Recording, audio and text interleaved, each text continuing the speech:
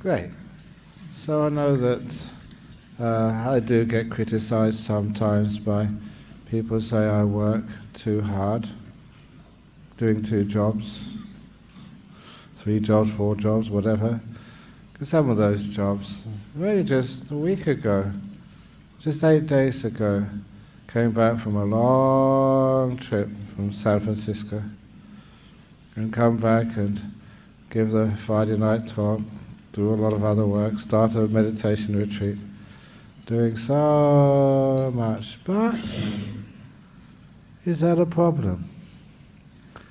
I often remember just somebody, the training we got as monks under Ajahn.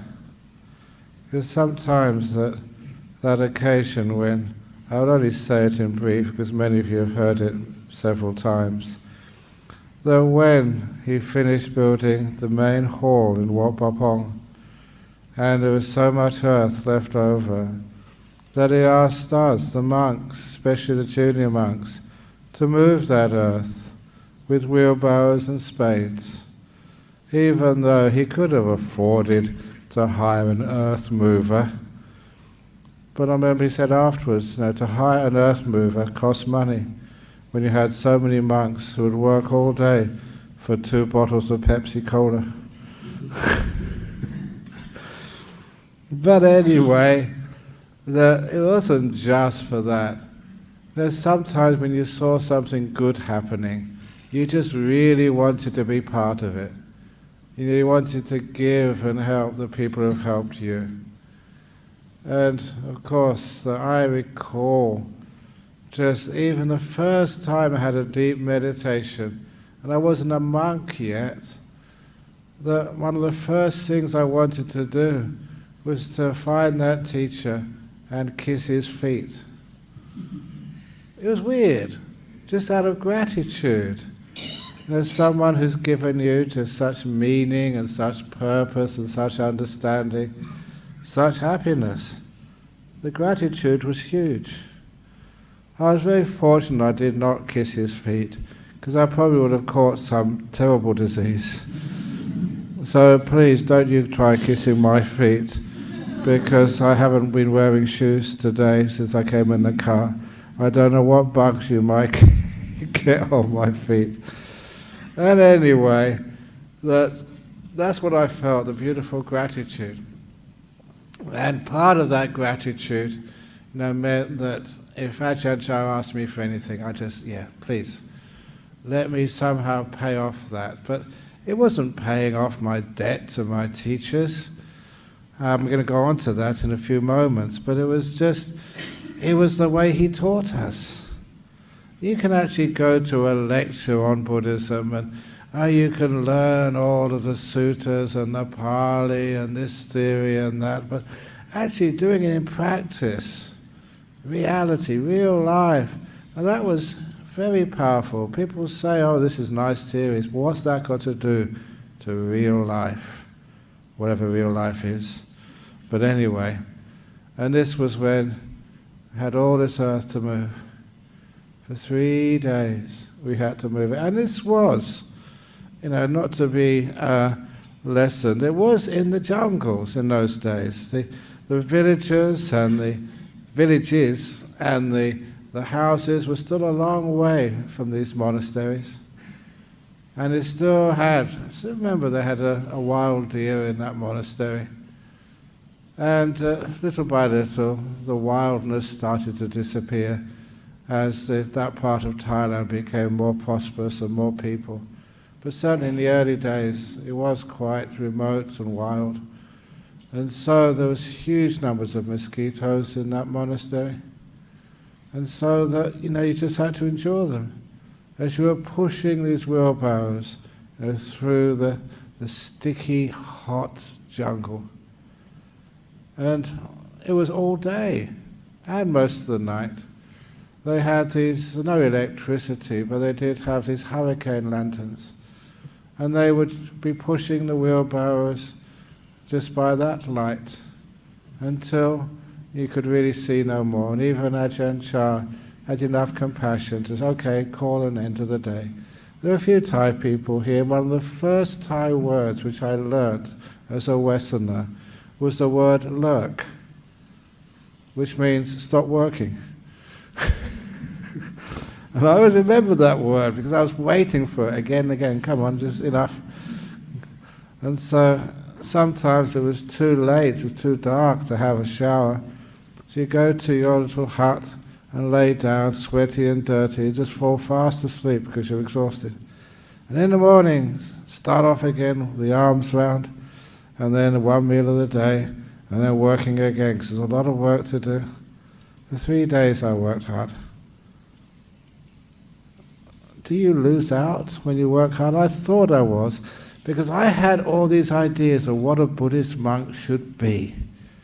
And even now, I was telling somebody, just at the in the reception area before coming in here, never in my wildest dreams, when I became a monk, would I think I would be sitting up here just having my photograph taken and signing books.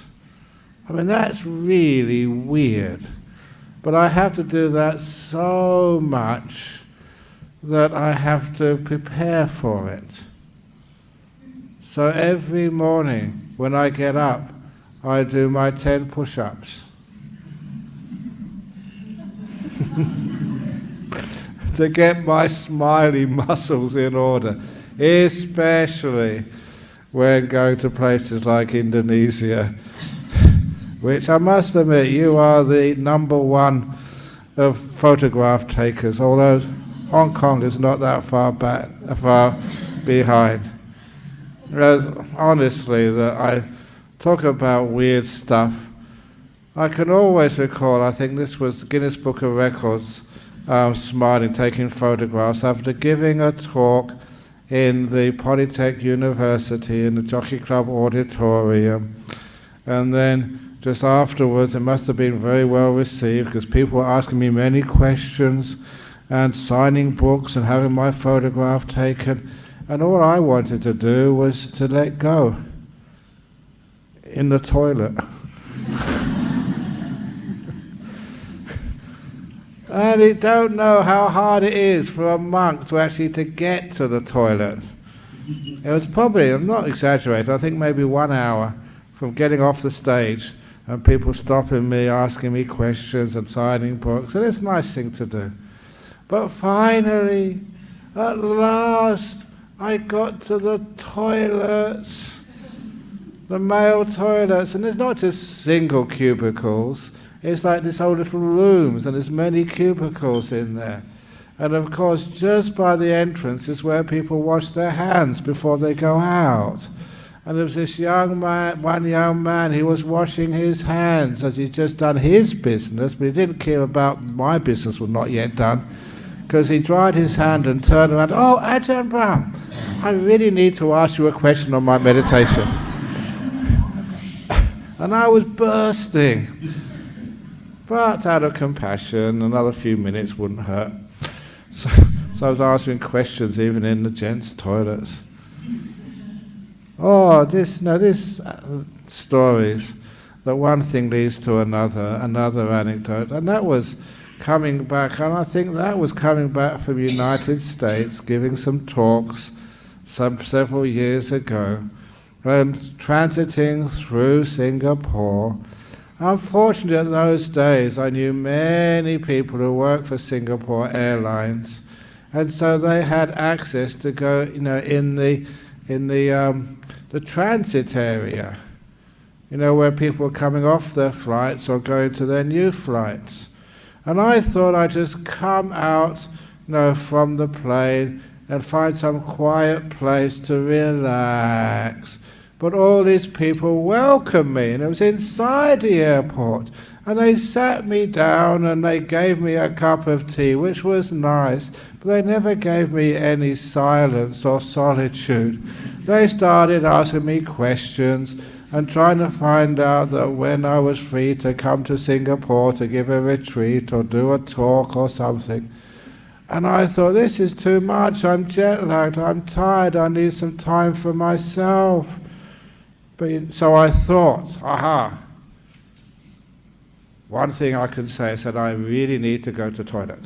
And they let me go. So I went inside the toilet in Changi Airport. And you know what happened there? As soon as I went into the male toilet, they always have like a toilet attendant there, all the time. And he turned around to me and he said, Ajahn Brahm. I thought, oh no. Can I ask you some questions? And I thought, why is it every time you try to escape, you can't? Somebody stops you, they come up to you. But one nice thing there was just a toilet attendant, this old gentleman, and he was very sincere and just asked me all these very important questions for him. Maybe I was busy, but for him it was important. I always remember that. It doesn't matter just, that you really wanted to. You can wait for another few minutes. And afterwards, he said, oh, can I give you a donation? I think this is a very poor person, just another person working in the toilet. So he got out about 20 Singapore dollars or something, which is a lot of money for a toilet attendant. But I said, look, I'm a Buddhist monk, we don't receive money. He said, oh really? I said, what can I do then? Have you got an attendant? I said, not in the toilet, I don't bring my attendant in the toilet.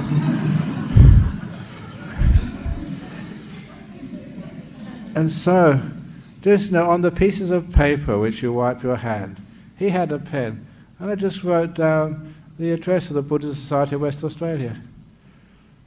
And I thought, no, you just throw that away. But about a couple of weeks later, a nice little envelope arrived with a $20 check. No, $20 notes in it. When I found that out, when the admin, the people here, the secretary, they said, oh, you just got a $20 donation from a toilet attendant in Changi Airport. And that caused me so much happiness, because it was a poor person. And he went to such trouble actually to give that $20. I had to put it in an envelope and send it. And I thought, wow, that was really worth just, the pain of having to pull off going to the toilet. For someone who obviously just was really respectful and wonderful. So sometimes that when you do these 3 days of pushing earth, and then what happened, the story. Ajahn, I thought it was finished at last. And I don't mind doing a few days of labour, to help my teacher. But then what happened was he left for another monastery, just like I go overseas, or other people. Ajahn Brahmani is just, I think, over in Norway now. I think he's coming back soon. Our monks, we do travel, we share, our sort of whatever we have for others. That's why I go to Indonesia or go to Biff. And it's a really weird name, Biff, because in Australia, Biff means punching people. But that's Bodhinyana International Foundation. So it punches the Dhamma. But anyway, when you go to those places, that you're away for a while, and sometimes people go and say, oh, can I see Ajahn Brahm? No, he's over in Hong Kong or somewhere, and that's just our life.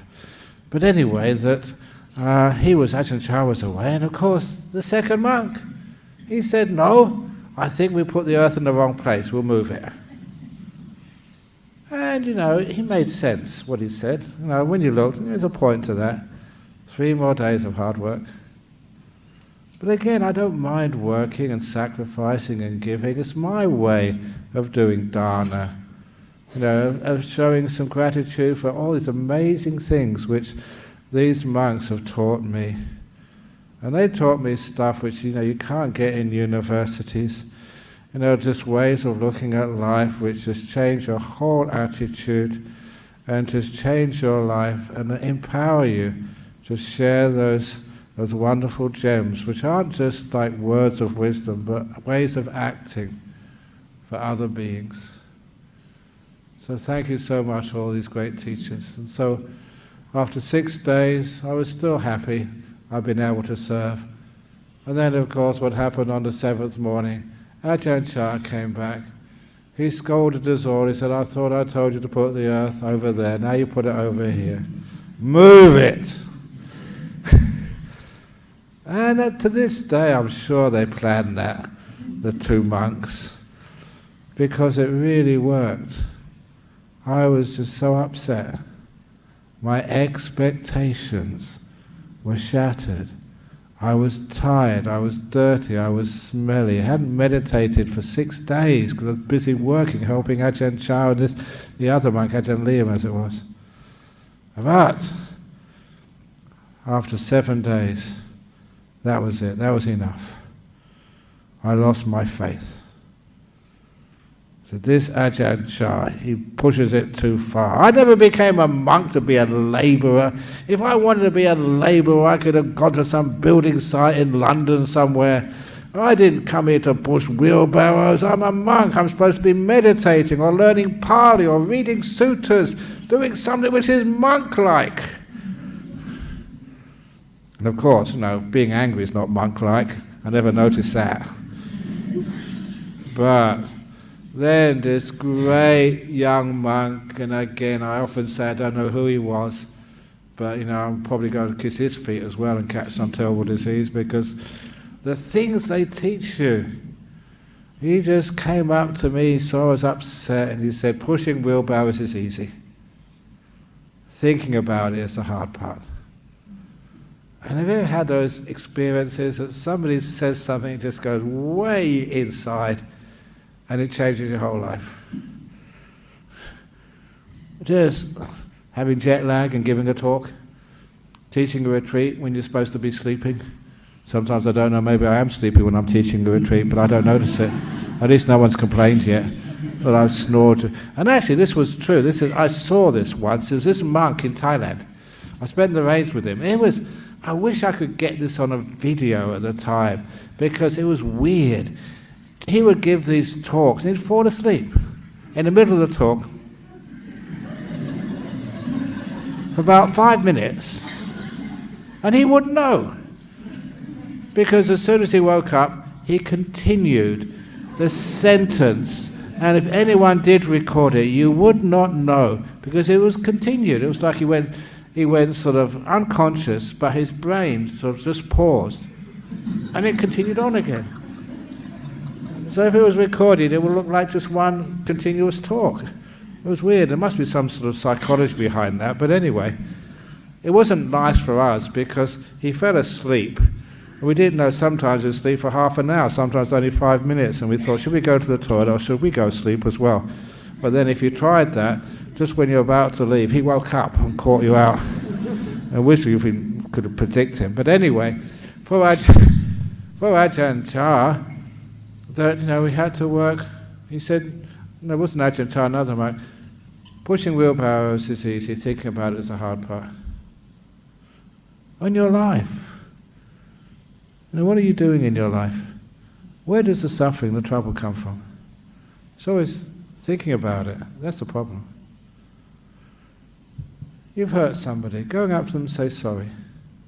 Can you do that? Oh no, I can't do that. Thinking about it, you'll never be able to do it. Just do it. You have to go up to someone and say just how much you care for them. Not sort of romantically or something, because that might get you into big trouble because your wife is sitting next to you. But just like caring for somebody. Thank you, President Dennis, for sort of sacrificing yourself and just being a president again. Well, you should be retired by now. So thank you, Dennis, for all the service and all the friendship you've given the monks over all these years. And thank you for all these great committee members, who just work their butt off. Sometimes what happens behind the scenes, you don't realize their times, the sacrifice, the hours which people give to keep this place working, and all of the cleaners and stuff. It's very easy to criticize, there wasn't enough toilet paper in the toilet this evening. It's not the person didn't put enough toilet paper in there, it's too many people had too much shit. So we ran out of toilet paper. That's what Ajahn Chah used to teach me. He said it's not that's right, what was it? There was a gentleman, this is an old Thai story, and he was walking through the forest and he saw this hole, and at the bottom of the hole was this treasure. And so he reached into the hole to try and get the treasure out. He reached and stretched, but his arm wasn't long enough. And so he just, after a lot of trying, he had to just leave the treasure and go away. And as he was going away, he met this other gentleman coming in the opposite direction. And he said, oh, there's a treasure over there, but, my hand is too short, and your hand is short, your arm is too short either. And the other man looked at him and said, what do you mean the hole is too deep and your arm is too short? So the other man just got a stick and hooked the treasure out. The arm is never too short. You can always extend the hole. That's the wrong way around, isn't it? You can extend your arm. So it's just looking at things on another way. Oh, the work is too hard. No, you haven't got enough peace and wisdom and endurance. Give it a time and it'll work out. So little by little, I realized that, this, what they gave me over there, you could do anything when you just did it and stopped worrying about it too much. And the whole of life, just totally different. Sometimes, like other people, when I was a young monk, I used to fantasize about what I would really be as a monk. And I always wanted to be a hermit. I did actually 6 months of solitary retreat. Didn't speak to another human being. And the monks know that, that's true. And I thought that's what a monk should really be. And many times I tried to do that, but you know what happens? I was in this monastery once, and there's a big, so it was actually Wesak Day, and people would come up to me, and I thought, okay, I could speak Thai well enough then, and I thought, I don't mind sharing some Dhamma teachings with them, and talking with them, and telling about meditation, but all they asked me said, oh, what country do you come from? And what does your father and mother do? Have you got any brothers and sisters? And that was it. And then they went away. It was weird. And you don't mind doing that after a few times. When it comes again and again and again, what country are you from? What does your mother and father do? And how many brothers and sisters have you got? And I thought, what's that got to do with you? But they kept on coming up. So this was another monastery up in the north of Thailand with these great limestone caves, and I'd already been there a few weeks. I knew all those caves were, so I'd explored them already. So I decided to go into one of the deepest of those caves, and it really was a deep cave, and you had to go up a bamboo ladder and turn this way and turn that way. There was many other sort of passages there. You had to know where to go to the very deep one. And it was actually, I don't know how this was happened, but it had good air in there, so you didn't get asphyxiated. I've been in there many times before. And I found this deep cave. And I thought, great, now I can have some peace and quiet at last. Such was my expectation. Every time I have an expectation, something happens and it goes wrong to teach me a lesson. So as I was sitting there, only about 5 minutes, maybe 6 at most, and I heard a sound. And you don't have animals going in those caves, and it's very clear it soon was human beings. The villagers. And I saw, because they had the twists and turns, like a light get brighter and brighter and brighter. It was the lantern they were carrying to navigate through the chambers of this cave. And it got brighter and brighter, and I knew what was happening. The villagers, they were also really bored with the sermon that day. So they decided to go and explore the caves. And they were exploring the cave where I was. And I thought, this is just really just bad luck, but there was still a chance for me to escape and have some peace and quiet. Because as they came just down one chamber and they turned the corner, where at the end of that chamber, that's when I was meditating. And one of the villagers, they looked around and they were afraid. And they went back. And I could hear them talking. And one of the villagers said that there's a ghost at the end of the tunnel. Because they never expected to see me in like a white monk. You know, that maybe that was a ghost. And I thought, yes. And then, of course, people are scared of ghosts, but they always want to have a look.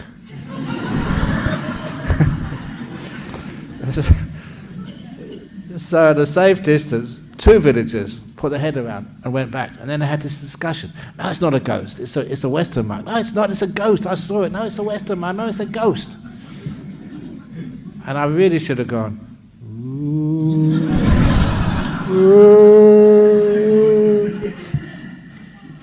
But I wasn't that sneaky at that time. I'm sneaky these days. So what happened was, like about 2 or 3 of them came out. I had a quick look, and I could hear the conversation. No, it's not a ghost. It's the Western monk. So a whole heap of them, maybe about a dozen of them, they came around, and they sat right in front of me, and they asked, how many brothers and sisters in the house? What country do you come from?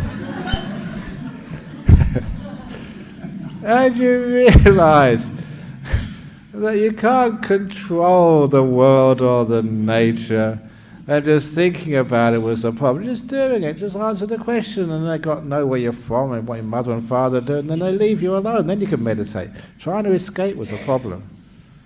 So sometimes we face up to life as it is, and that's actually how we learn to find peace in life. I don't know what you have to do in this life, but I also do remember that time because there was a very nice invitation to go to Medan in Indonesia to help another temple raise some funds. But honestly, I just go out so often and I get into big trouble every time I go out because I got to look after the monks and the nuns and all sorts of other things here. So you ask the people here and they just really get upset if you kidnap me and take me to another country, because that means I can't be here. So because of that, this nice fellow, and he said, oh, can you please come and help out in Medan, to help our temple? And I said, unfortunately, you can't. But, all the time when I get these invitations, I thought, well, what am I doing that for anyway? That was not in the job description when I joined up. And sometimes it's really weird. Even when I was in San Francisco, apparently lots of people who came to Berkeley, so I was told, they came there because I was a crowd puller. And I had my photograph taken and went on TV and stuff. So why did you put me on TV for? I'm an old fat monk. Haven't they got any more attractive, hot monks in Berkeley? What about Ajahn Brahmali? He's Norwegian and he's tall. Don't tell him that, otherwise I get in trouble when I get back. So, and then that's something I just cannot get my head around. Why? Why me? But sometimes it's just you relax, you smile, and that's what people want in this world. That wisdom, but with compassion and kindness. Because apparently there's not very much of that around. People who can just be kind to you, and you can feel that kindness. You can actually sense that softness, even if you don't say anything, because I can't speak the language. And talking about the Medan, that was the place. It's in my CV if ever you want to hear it, where the first time I went there, the venue was so overbooked, I caused a traffic jam. The police complained that people couldn't get to that central area of Medan because the traffic was snarled, and I was the cause of it. And the other time they said that Lady Gaga was giving a concert on the same night in Jakarta, and I got more people coming to my concert in Medan Her ticket sold out in, I think, 10 minutes. My ticket sold out in 5. And is that weird? Why is that? So it's not sort of, just, as Dennis always says, skiting and blowing my own trumpet or whatever, but I want to find out why that is. And just, even just working so hard, but when you help people and you can find people, they say, thank you for coming. Thank you for helping out. Thank you for even just restoring my faith in even Buddhism or religion, because I'd be an atheist if it wasn't for you. I lost my trust in sort of monks who always want to do ceremonies and just ask for money and are criticizing others, or religions which argue with one another. I try my hardest to actually create friendships between religions. And even here, just very happy that during this time when the monks aren't here, we certainly have an imam coming to give a talk here, a Muslim. Please come, listen. It's not being converted to one particular religion, but learning how to understand one another and be at peace with one another, respect one another. That's a beautiful thing in this world. And I'm just going to repeat that story, which, when this person, he was a theologian, probably the most famous theologian in Australia alive today is Father Frank Brennan. And I know him because apparently the Australian government, they recognised he was a very strong intellectual, very learned, and they wanted him to lead a panel to create an addendum to the Australian Constitution of human rights. And he was the one chosen. So he was a very, very intellectual, very wise, really someone who was like a heavyweight. So when you ask me a question, I give a funny answer sometimes. Just like one of the questions at the retreat in Janagrove a couple of days ago. One of the questions they asked, can you please explain the importance of patience?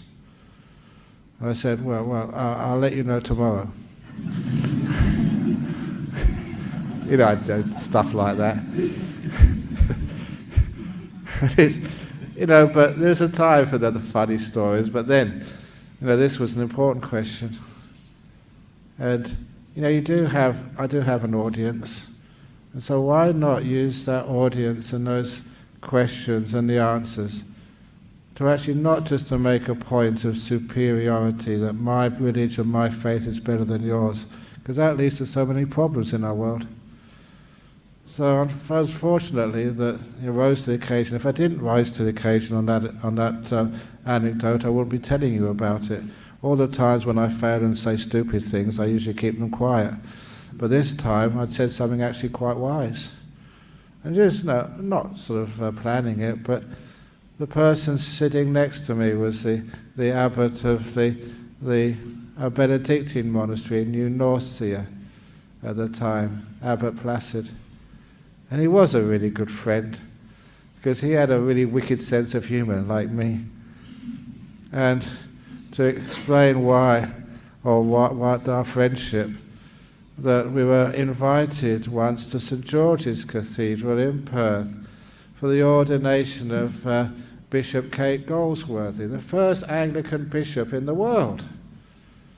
And so that we had an invitation there, and just as the three of us, a uniting church minister, or the moderator, Abbot Placid and me. And I think it was Williams, Miss Canon Williams or something. Is Ron Mutton here? Because it was, what's his first name? Williams or something. He had really long white hair. No, it was I think a later one. But anyway, he was also a really good friend. So the three of us were in the pew, and we called it the heretics pew, because everybody else was an Anglican. And if you ever go to an ordination ceremony, we have an ordination ceremony for the bhikkhunis. That's actually on the 17th? No, the 20th or something. Anyway, we're actually ordaining 2 more bhikkhunis, the Dhammasara, soon. Remember what? Anyway, that's coming. Have a look at the website. Now, ordination of fully ordained Buddhist nuns, that's really good fun. Breaks in between and running commentaries. But for the ordination, please excuse me if anyone's listening to this from the Anglican Church, it takes 2 hours of ceremonies and stuff and singing hymns and goodness knows what else, which I can't understand. But so we spent, the 3 of us, telling jokes. And I said we were just like naughty children at school, but because we were leaders of our respective churches, no one could actually punish us, but we really deserved to be sent out or sent into the corner, just naughty abbots. But we were human beings, and we really enjoyed one another's company. So anyway, in this particular case, that when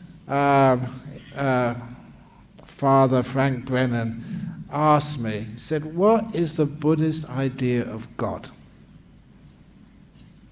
And of course, there's so many answers you can say, we don't believe in God. There was no creator, it's all karma or whatever. But then answers, they may be correct, but they're not right. In a sense that they just create more divisions and arguments in this world. So, I decided to try another angle. And I said, look, this fellow sitting next to me, Albert Placid, I've known him for such a long time. We've had great discussions. It's really important, if you are really seeking after truth, you don't just follow your friends. Have a few people who are different than you, so you get a different aspect, a different understanding. They challenge you, which is one of the reasons why it's great you come here during the rains retreat. You don't hear Ajahn Brahm or Bamali or Ayahasapanya, something different, to really challenge and see a bigger picture. And of course, if you really are confident in your path, of course there's no fear at all. That's really interesting, I can use that in my path. So anyway, I said, Albert Placid had always been telling me, again and again and again, and often I disagree with him, but he says one of his basic beliefs, which is one of the foundations of his life, especially as a teaching abbot, was that everybody was searching for God. That's what he said. Now, straight away, I could have been offended and say, no, that's not true. I'm not searching for God. I went past that a long time ago in my social. Don't go there. Instead, I said, this is what he says. I'm going to respect what he says and try to get inside of his point of view instead of just rejecting it. Try and actually really embrace the other so you can understand something which you haven't seen before. So I said, well, if I take that on board, then what have I been searching for all my life as a monk? What have you been searching for? Why do you come here and spend Friday nights listening to me, or whatever other monk or nun is teaching here, instead of staying at home and watching the football or whatever else is on the TV, or going for a nice dinner somewhere? Why do you come here? Because people, they want peace. Peace in their heart, peace in the world, peace in their family. You want respect. And there's so many people in this world, they don't get any respect. You may be of a different race, a different sexual orientation. You may be emotionally ill, the mental diseases. You may be sort of slightly deformed or having a very difficult life. Sometimes there's so many people who are stigmatized, who are different, who are misfits. And many people, all they need is respect.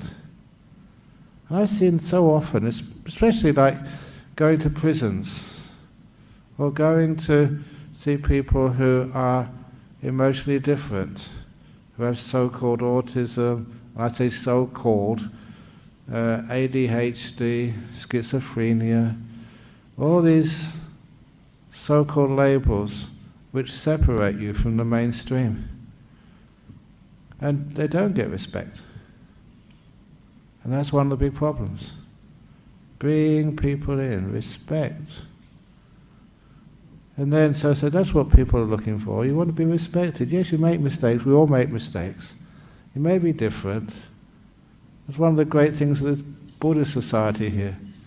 I don't know how many different races we've got in this hall today. You know, lots of nice Indonesians and Hong Kongese, Chinese, English, Parsis. I don't know what else you got here, but pretty much just about everybody. And it's wonderful that we can come together with mutual respect for one another.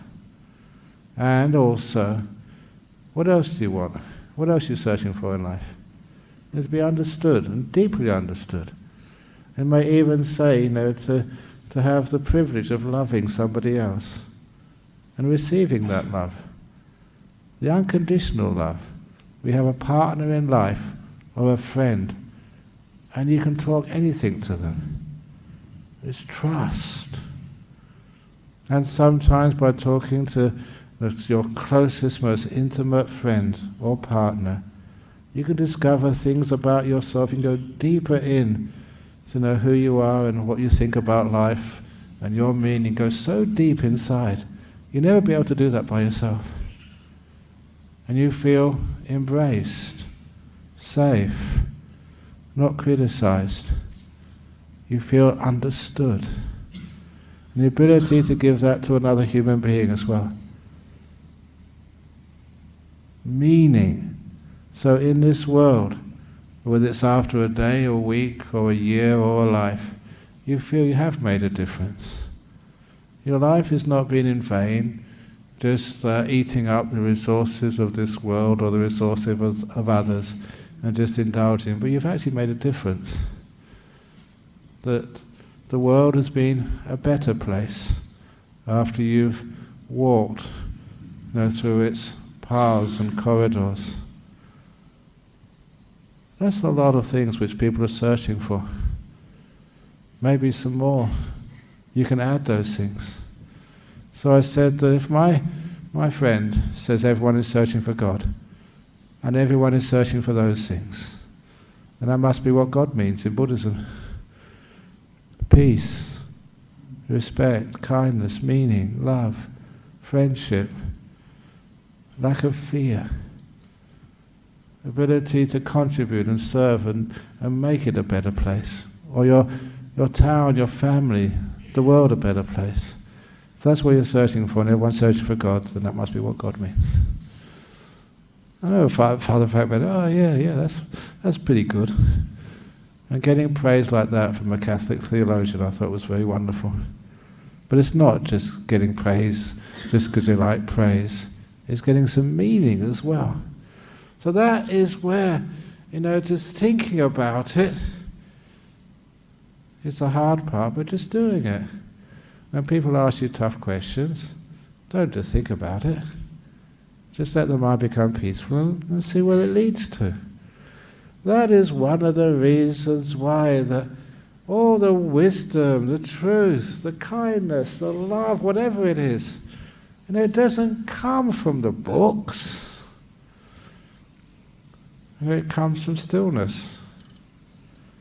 I suspend some of the things I've been taught. Just push them aside and let something else come up. There's one of the retreatants over in Jhana Grove has on their bag, or it could be their t-shirt, I'm not quite sure. It can't be their t-shirt, it's too cold this time of year. It must be their bag or their jacket. Never allow your learning to stand in the way of truth. I like that saying, which I just came up with and just straight away, and I think I was actually teaching some members, the Buddhists, who were members of the British Army serving in Iraq. That was really weird. I get into some really weird places sometimes, but I like that because it challenges you. So all the learning you've had, Even learning about Buddhism, about Christianity, about politics, about race, religion, I don't know what you've learnt in your life. But sometimes that learning is not strong enough, wise enough, deep enough. And when you are silent, you get a far more reliable sense of what truth is, what meaning is. That's why one of the advantages I always say of Buddhism is we do rely on books and scriptures and stuff, but the scriptures teach us how to be still and how to feel our heart, and from there to know reality, to know truth. And you always know it's truth because it has a certain flavor or fragrance to it. It doesn't divide people. It doesn't divide you. It doesn't divide you from the other people you get to meet in this world. It doesn't divide you from sickness and death and all the negative stuff. It allows you to be with these states. It's actually to be at ease with them, believe it or not. Things which can otherwise confront you, you make peace with. You understand and realize every aspect of your life does have meaning. It's important. Things which you rejected, just like the old the old dung simile. You know where that dung simile came from? I was telling a few people about that at the retreat. In the north of Thailand, in Medang district, up in the mountains, I found this idyllic monastery and had a beautiful cave, and I love caves. And I spent so many lovely hours in this cave, and it had lots of bats in it. The bats were quiet most of the time. Maybe they'd flutter when I went in there, but I found quiet places to sit and meditate. And anyway, to this day, the smell, the fragrance, I call it fragrance of bat shit, is one of my favourite smells. And that's no exaggeration, because it's associated with a wonderful time in my monk life. But not only that, it was just right outside the bat cave, there was a papaya tree. And that was the papayas I ate from that tree were the sweetest and juiciest I've ever eaten in my life. And they make all the other papayas you can get in the shops over here, just, ugh. Even the papaya is good for you, and I don't mind eating papaya, but this papaya was absolutely delicious. And of course you know why. Because all of the bats, when they left the cave, they would poop right outside the entrance of the cave where the papaya tree was, and when they actually came back again, before they went into the cave, they'd poop there as well. So that papaya tree had so much bat poo inside of it that the papayas, they were really juicy and sweet and just incredibly tasty. And that's where I got that simile from, about the truckload of dung. And how just you tread in not the bat poo. You don't have so many bats in Perth, but you have lots of dog poo in the park. People try and actually to pick it up on the roads. You get it on your shoes. Always take it home with you. It's valuable stuff, and dig it under your mango tree, your apple tree. If you've got papayas, beautiful. If you do dig it under your papaya tree, please remember. And it's good karma to share the food with the monks. It's delicious. So this is actually where you see that sometimes we can be so negative in this world. Or the trials of our life. The cancers, the arguments with the people you really love, and your husband, your wife, your kids, all those difficulties, all more dog poo for the mango tree or the papaya tree. Look at it that way. It all belongs to life. Nothing gets rejected. So you never ever think that something's gone wrong in your life. You never actually think that there's something wrong with you. It's all important stuff where you learn and grow. And living life is easy. Being a monk is easy. Traveling all over the world is easy. But when you think about it, that's the problem. Just do it. That's the talk for this evening. Sadhu, sadhu, sadhu.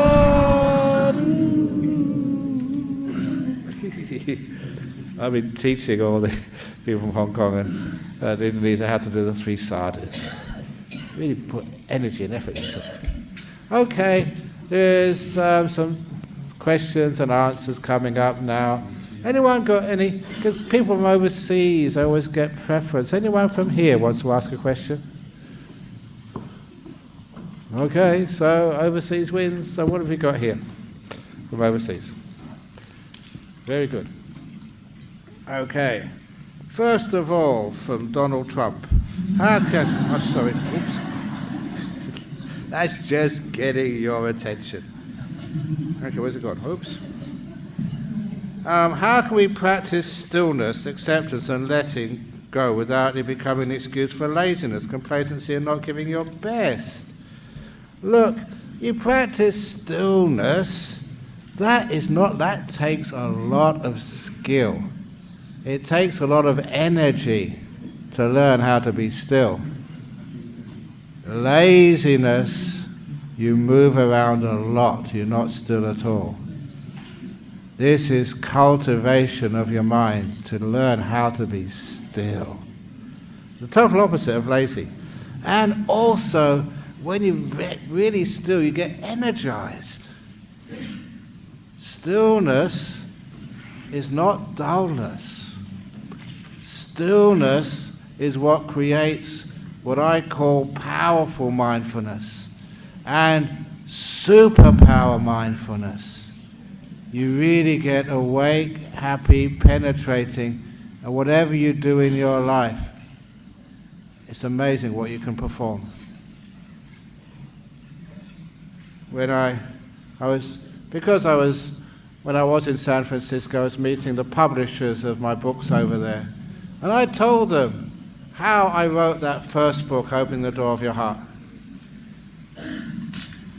Because somebody tricked me into writing it, so I decided I committed to writing it. The first 54 stories of the 108 stories in Opening the Door of Your Heart, I wrote in 2 weeks, 14 days, 1 hour every afternoon. That was all, just 1 hour. And I think a few people have actually seen the manuscript. I think it's with Cecilia's got it right now, Dennis.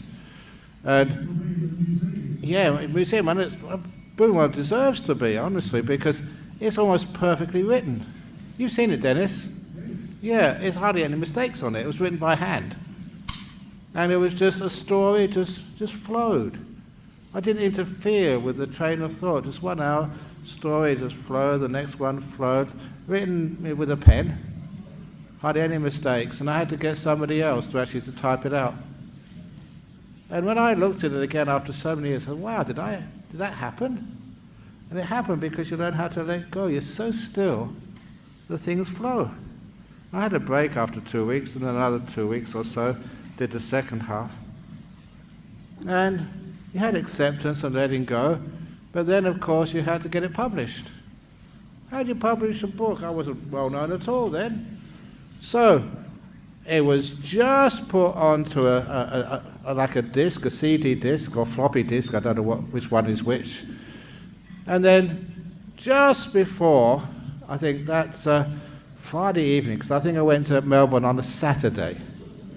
And as soon as I arrived in Melbourne, the first talk I gave was in Melbourne University, and after the talk, this lady came up to me, unforgettable name, Magnolia Flora, and I met her again recently. She's over in Melbourne. It's just very nice to catch up again. And then she came up to me and said, I work in the publishing industry. I never went to look for anybody. I'm in the publishing industry. If ever you want to have a book published, I'll be interested. And I just gave it to her straight away. And when you're still, you don't need to struggle. It's not laziness, complacent, not giving your best. Stillness creates your best. Anyway, how can I really feel peace? What does it feel like? That's a wonderful question, because it just shows just how people can spell the word, they can want the words, they can feel they're creating peace in our world, but they don't even know what it feels like. I really commend you for your honesty there. So instead, there's a little technique which I'll do now, and I'll ask everybody to participate. You can just even look at the floor or close your eyes and just see what happens, and especially K G in Germany. So, close your eyes and just understand your mind, or just be mindful as I'm saying these things. Peace. Peace. Peace. Peace. Peace. Peace. Peace. Peace. Because what happens is that every time, you can open your eyes now, every time you mention that word, whether you like it or not, you may try and resist the first few times, but your mind actually goes towards the meaning of peace. It's like a signpost, which after a while you just follow. Peace. And after a while your mind really goes closer and closer to where that word is pointing. And you start to feel peace. And once you can feel it, you don't need to say the name anymore. You actually have it right here. That's how you feel peace. You get to know it. Not as the word, not as an essay, but it's essence, what the word points to. And anyway, what does it feel like? Hopefully that I could give you a path so you know what peace actually feels like.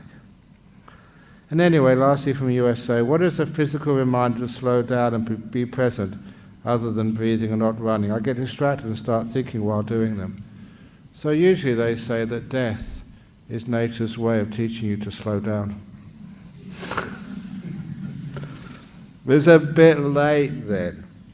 The physical reminder to slow down is again just a little bit of mindfulness and just a little saying like the one which I wrote in the opening to opening the door of your heart is grant yourself a moment of peace and you realize how foolishly you've been scurrying around.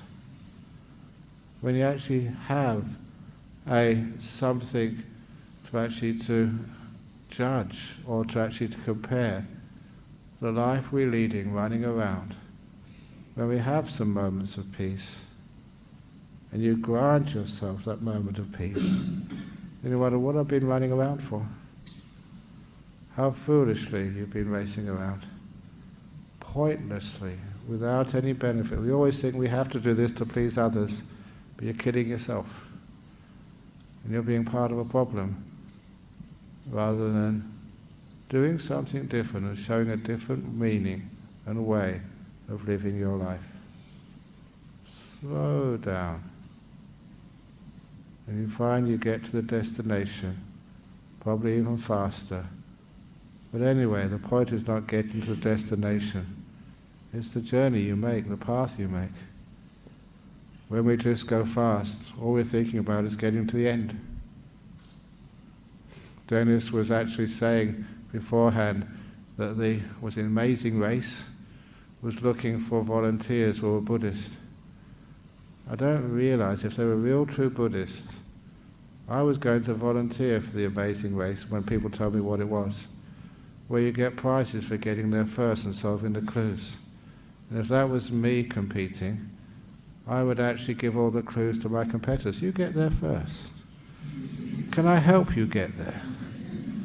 You would totally stuff up the meaning of the game by kindness and selflessness. Because even in the Mahayana tradition, the amazing grace, the Bodhisattvas say, I will not enter enlightenment until the last blade of grass gets there first. So does the amazing race really want a few Bodhisattvas? Because they will never reach the goal. So instead of amazing race, the amazing stillness, amazing compassion. Then I'll put my hand up for that. So anyway, so that's the physical reminder to slow down, to enjoy the moments. Don't really consider the destination. The destination will come to you. You enjoy the moments. Be slow. And then you'll find the truth. So anyway, there we go. There's a few suggestions. Oh, you got, is that Eddie? Oh yeah, what would the talk be without a question from Eddie at the end? Thank you, Eddie. Oh, Ajahn Brahm. Oh, what a beauty. Very nice talk. Very Ajahn Brahm, when you talk about stillness, does that include calmness too? Indeed, that when you are calm, you slow down, that leads to stillness. Oh. So everything stops.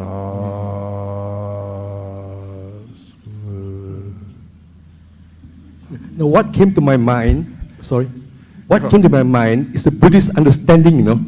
Like it says about the pond of water. When the pond of water is still and calm, you can see the reflection of the moon, you know.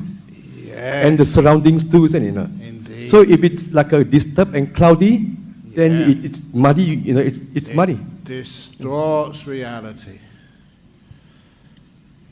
So, what do you think of your wife?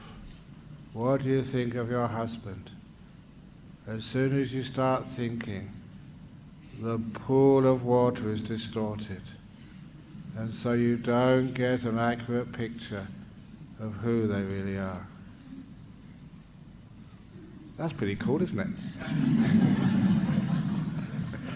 Okay, so I think that's enough for the night.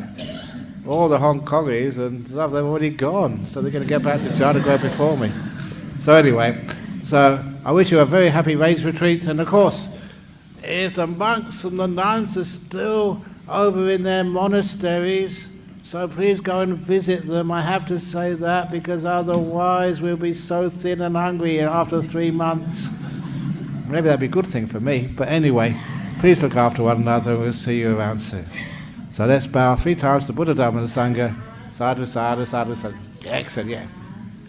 Very good. So we can bow 3 times and then we can do what we need to do.